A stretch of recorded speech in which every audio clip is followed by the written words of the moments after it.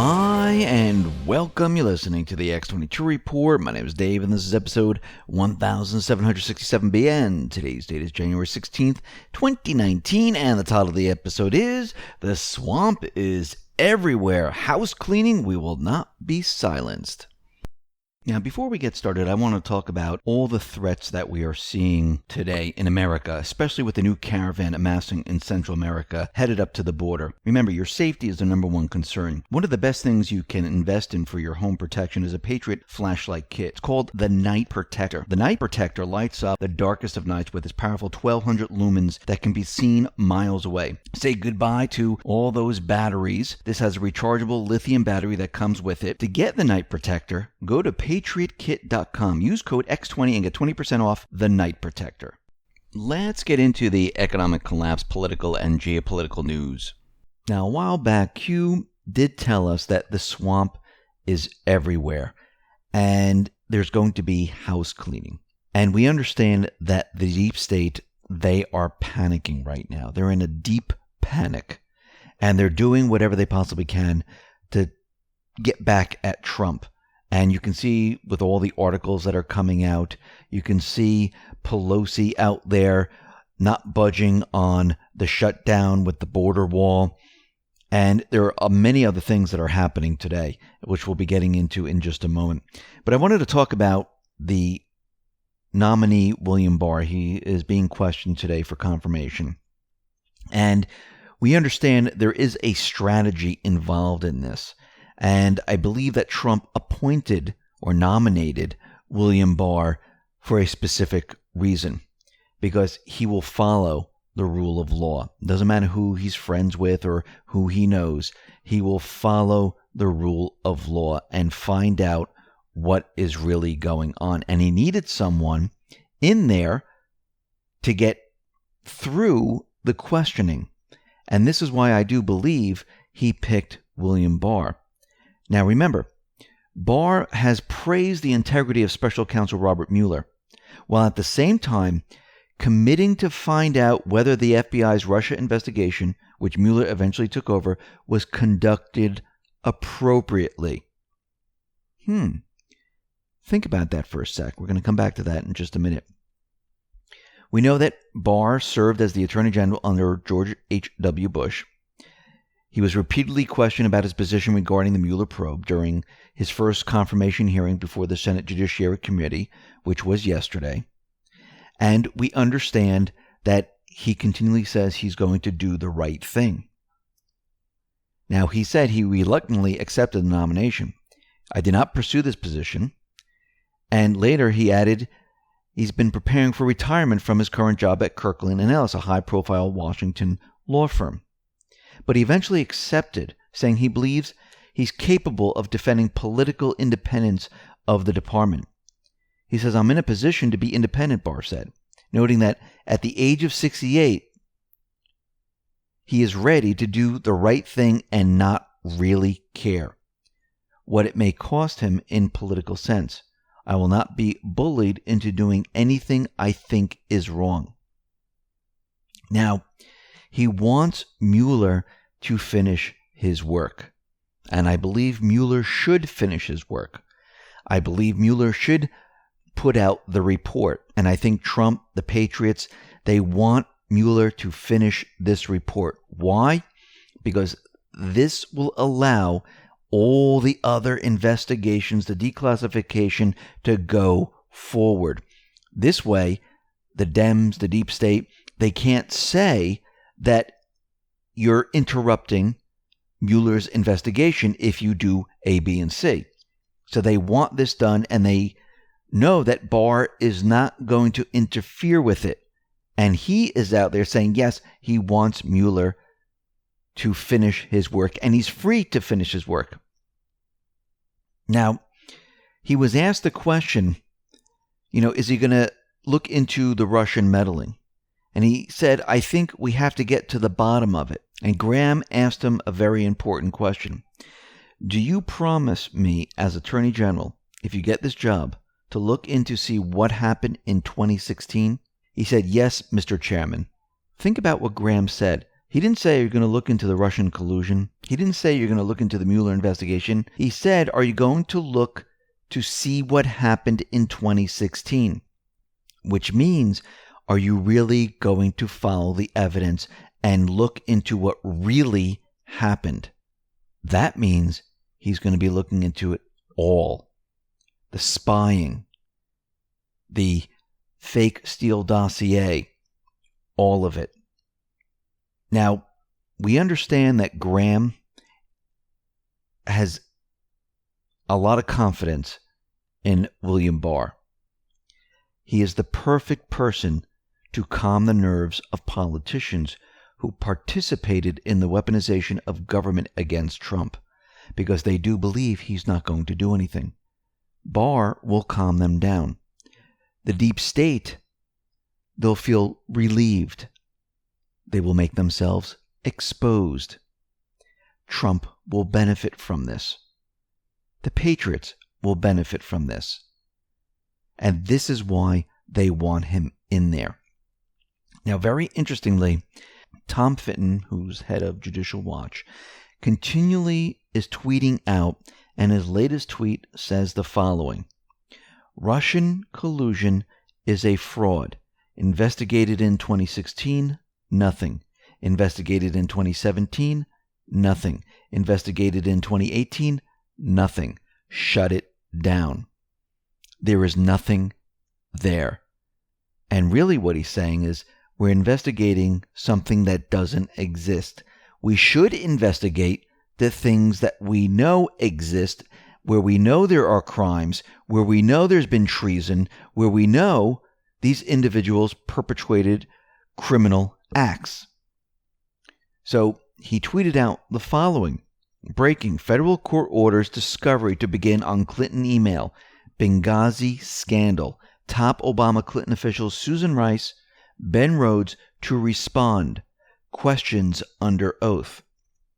So these individuals, they must answer written questions about the State Department's response to the deadly 2012 terror attack in Benghazi, Libya, as part of an ongoing legal battle over whether Hillary Clinton sought to deliberately evade public records laws by using a private email server while Secretary of State. The judge's orders amount to approval of a discovery plan he ordered last month. In that ruling, Lamberth wrote the Clintons' use of private email account was one of the gravest modern offenses to government transparency, and said the response of the State and Justice Departments smacks of outrageous misconduct.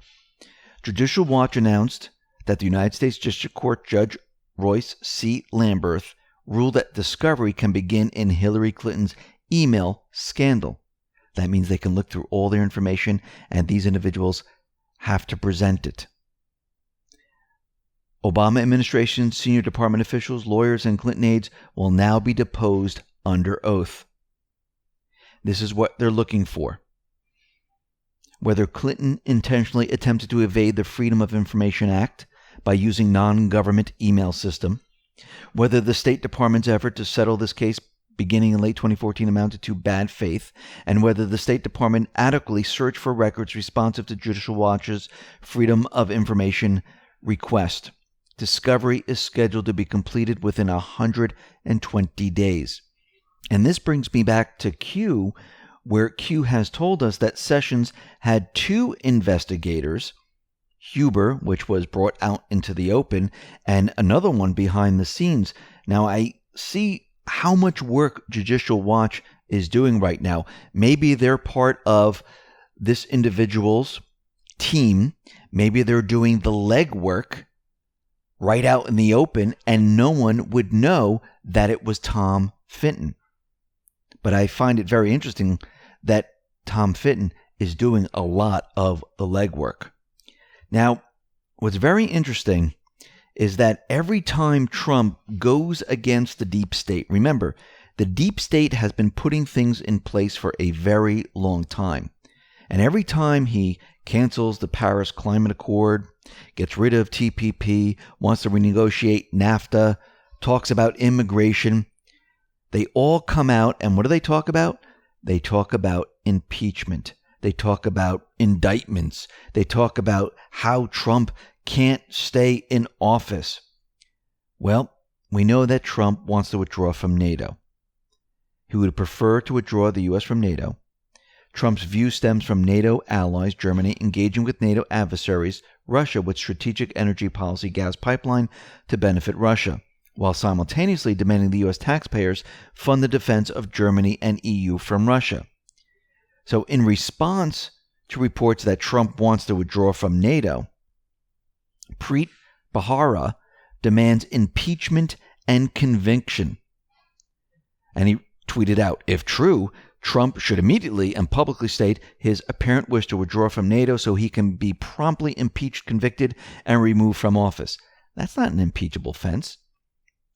That doesn't mean he has to be convicted because he is talking about something different than what these individuals want to happen.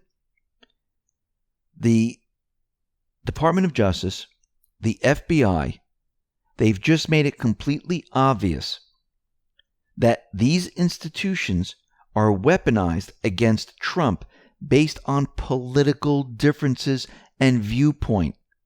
That's it.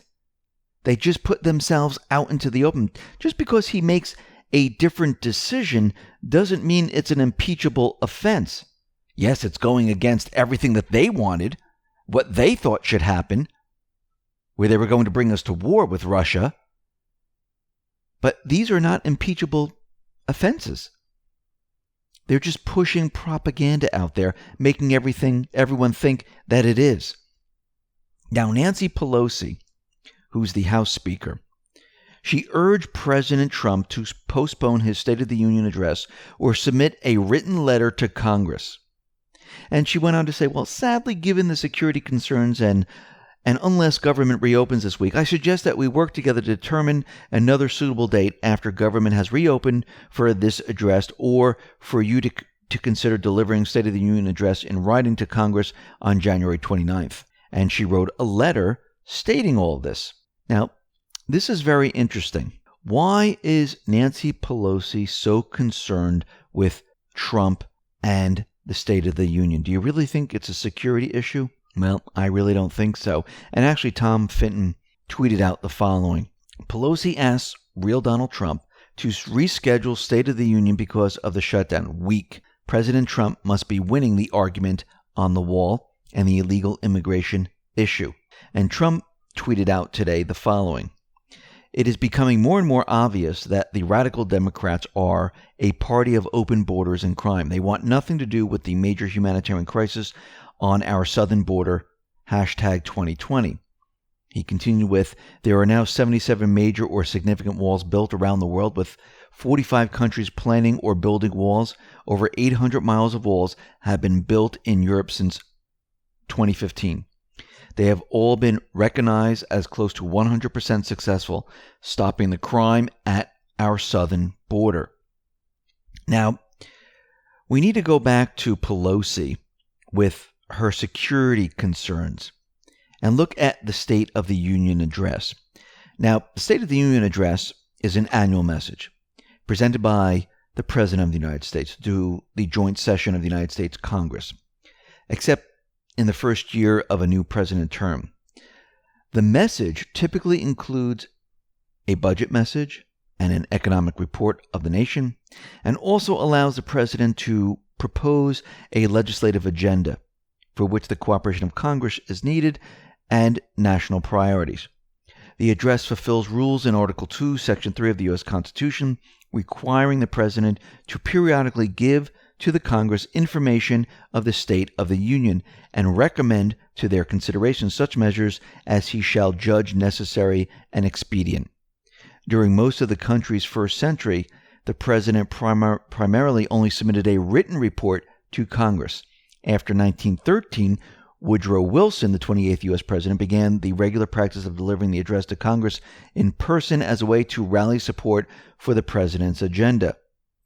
And with radio and television, the address now is broadcast so everyone can see it. So, can Trump write something? Can he give it to Pelosi? Yes, he definitely can do that. But the question is, Why is Pelosi doing this? Well, she's pushing back on the shutdown of the government, pushing back on the border wall. And the Bradford File tweeted out the following. Mumbles Pelosi trying to explain why she doesn't want President Trump to give the State of the Union address. She wants to silence Trump.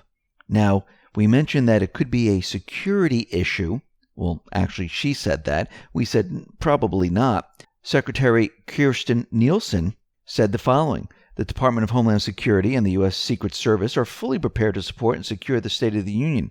We thank the service for their mission, focus, and dedication, and for all they do each day to secure our homeland. So this has nothing to do with the security of Congress and the president. This has to do with Pelosi, shutdown, and Trump. What do you think Trump is going to be talking about at the State of the Union? How great the economy is doing.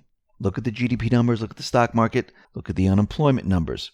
Everything that he's accomplished and everything he wants to accomplish. He's going to talk about the border wall. She doesn't want all of this positivity getting out because they're going to have to counter it all on television. It's going to be very difficult. I mean, they're going to try to figure out a way, but it's going to be very difficult. How do you explain that we don't want border security? Well, reopen the government and then we'll talk about it later. Well, everyone knows this is not how negotiations work. Because once you give in on that, they're never going to negotiate because they already got what they wanted. And now the public is waking up and more people are saying, you know something, maybe we do need a wall. Maybe we do need border security because it is completely out of hand. She wants Trump silenced. That's why she is pushing this agenda. This is why she said, well, he can write a letter and give it to us. That's very different than appearing on television and addressing the nation of all the positive things that he has accomplished. And there is a lot. Think about it. North Korea, troops coming home from Syria. We'll get into Syria in just a minute. Troops are going to be coming home from Afghanistan. The deal that he's making with China. All the different things that have been renegotiated or canceled, how great the economy is doing, and much more. So let's go back to post 2645 from Q. Q says the following. We will not go silent into the night. We will not go without a fight, which means that Trump is going to continue to fight. He's not just going to lay down and let Pelosi tell him, listen, you don't have to give the State of the Union. They've already planned for this. We see DHS, Secret Service saying security is not an issue. What's the problem here? Now what does Pelosi do? Her move. But we need to look at this entire argument. We really know it's not really about the $5.7 billion because we know the Dems, the deep state, they've been sending trillions and trillions of dollars off to foreign lands. So it's really not the money because they know they can just go to their credit card, which is the Federal Reserve, and just say, hey, we need more of it. What do we care? They've been doing it for years. I mean, look at the debt today. Trillions and trillions of dollars. All of a sudden, they're balking on $5 billion. They just sent, 15, 20 billion overseas? So let's look at the wall because there's an analysis by the Center for Immigration Studies, and they looked at the wall, they looked at the border, and they said, okay, this is how many illegals come in. What happens if we build a wall? Let's do the calculation. Will building the wall pay for all of this? So let's take a look. So everyone's fixated on the $5 billion price tag. We know it's going to cost more than that, but Trump is only asking for $5 billion. He didn't even ask for 20. So $5 billion is the price tag. And we know that the deep state, the Dems, they like to use emotions and all that stuff and get people all excited. But you know what works great against emotions and feelings? They're called facts. So let's go through some facts here. According to analysis by the Center for Immigration Studies, the facts back up President Trump's claim. When asked whether a border wall can pay for itself, the key question are the cost of each illegal immigrant and the number of illegals crossovers versus the cost of the wall. This is coming from CIS Director of Research Stephen Camarota. He wrote the analysis. Making reasonable estimates of these factors allows us to calculate what share of future illegal border crossers the wall would have to stop or deter from trying to enter in order for the wall to be cost effective. Now, he's citing a February 2017 CIS analysis that used methods of the National Academies of Sciences, Engineers, and Medicines, and he begins diving into the numbers. And he says they are jarring. So based on the 2017 analysis, we estimate that each crosser creates a net cost of $74,722, taxes paid minus costs, during his or her lifetime, excluding costs for their U.S.-born children. The figures from the NAS study are in 2012 dollars, so they need to bring them up to 2018 dollars, and that would raise the $74,000 to $82,191. This estimate means that for every 100,000 illegal immigrants prevented from crossing illegally, it would save taxpayers $8.2 billion over the illegal immigrants' lifetimes. That figure, $8.2 billion, seems a lot more costly than $5 billion. But surely there can't possibly be 100,000 illegal immigrants crossing, right? Wrong. Because when you look at the data, in 2018, we had between, and these are the people that are crossing illegally, 173,000 to 203,000 who crossed the border. And this shows you that the number that he's using is much, much lower than what is actually happening. So is the wall cost effective? Yes, it is. Will a small percentage get through? Yeah, maybe 2-3%. But guess what? The majority will be kept back, and the wall will become cost effective very, very quickly. Now, Turkey is out there, and they are declaring a safe zone in Syria. And the safe zone will have a 460-kilometer, 286-mile-long presence along the Turkish-Syrian border. Now, Damascus, they didn't agree with this at all. They're not even involved. And remember, this is their country. It's a sovereign country. Assad is the elected leader. What's happening right now is the Syrian government and the Kurdish-led Syrian Democratic Council, they've begun a new round of peace talks in Damascus since the announcement of this Turkish safe zone plan. And according to military sources in Damascus, the two parties discussed ways to counter the Turkish safe zone. It looks like the Kurds are going to allow Syria to raise the flag in this area. The Syrian Democratic Forces, they will still be able to carry their weapons, and they'll be able to protect that part of the country.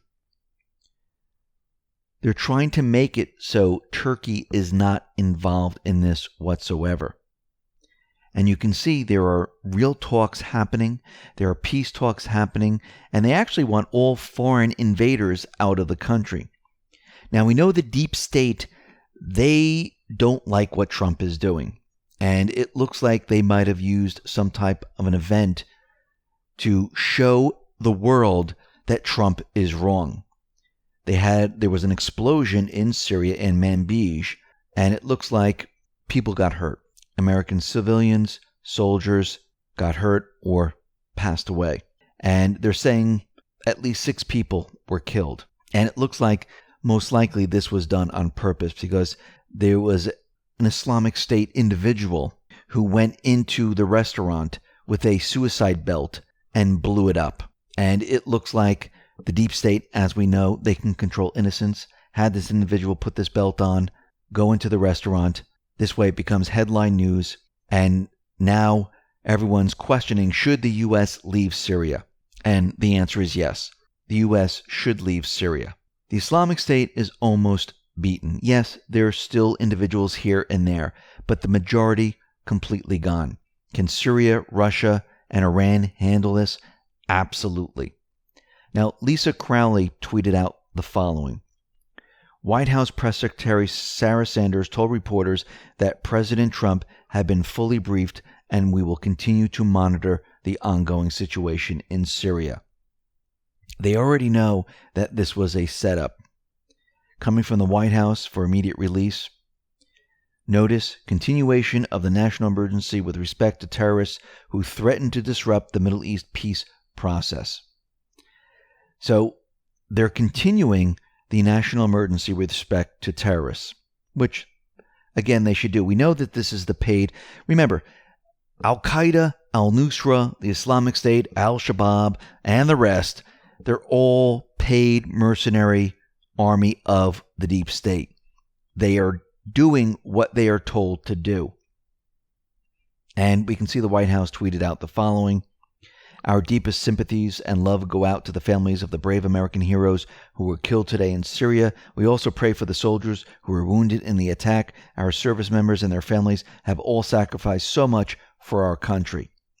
And remember, terrorism really didn't exist until the deep state brought their paid mercenary army into these countries. And they use it to push terror in every single one of these countries so they can have regime change and they can control the countries. And this definitely looks like an event where they're trying to push their agenda to keep the troops in Syria. Remember, once the troops and the bases and the equipment are all moved out of Syria, then Iraq, then Lebanon, and the rest of the countries, the deep state, their funding completely disappears. It's almost like the Islamic State, their paid mercenary army. When Russia started to hit the oil convoy, what happened to their funding? Disappeared.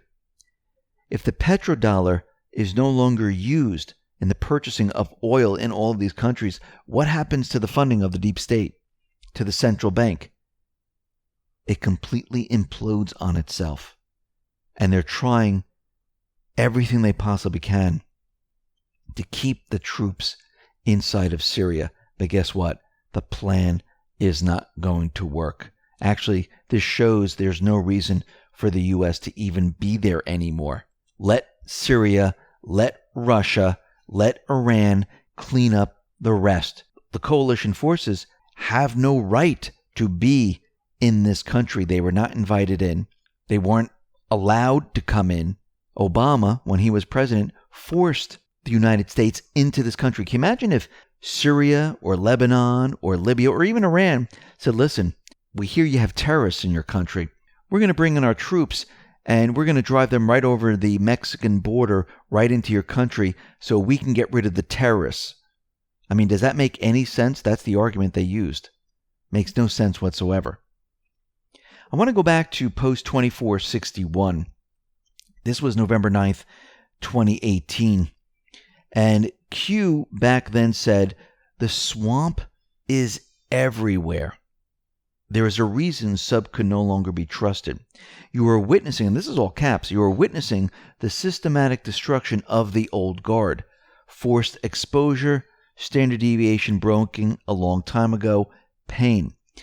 And I want to go even further back to post 970, where it says done in 30, and we talked about the riff, where in 30 days, all of a sudden, people can be removed from government under certain circumstances. Under this, it says house cleaning.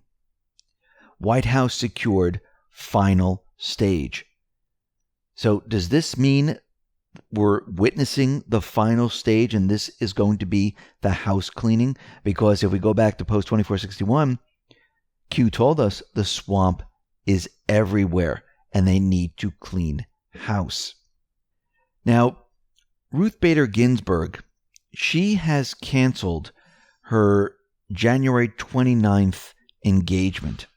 Now, it's January 16th right now, so they already know 13 days from now, she will not be able to make it. And this is an evening with Justice Ruth Bader Ginsburg. Now, people are questioning, is she alive? Is she dead? Because we know she's doing work from home, if it's really her. Or is the deep state keeping her hidden? Maybe she's already dead, which I kind of believe. They're keeping all of it hidden. So Trump can't nominate another Supreme Court justice. And are they waiting for a perfect period of time to use her as a distraction? And there's many people out there who are questioning this. Actually, if we go back to Q's post about RBG 2653, it says, who is managing her care? Who is really managing her care? The clock is ticking. Panic in D.C. So once again, this question is coming up. Is she alive? Is she dead? Are they holding out? Are they waiting for a specific time to reveal that she's no longer living? Or are they going to keep her hidden and someone else is doing the work so Trump can't pick or nominate another Supreme Court justice? Listen, everyone, thanks a lot for listening. Be well, be safe, and especially be prepared. Thanks a lot.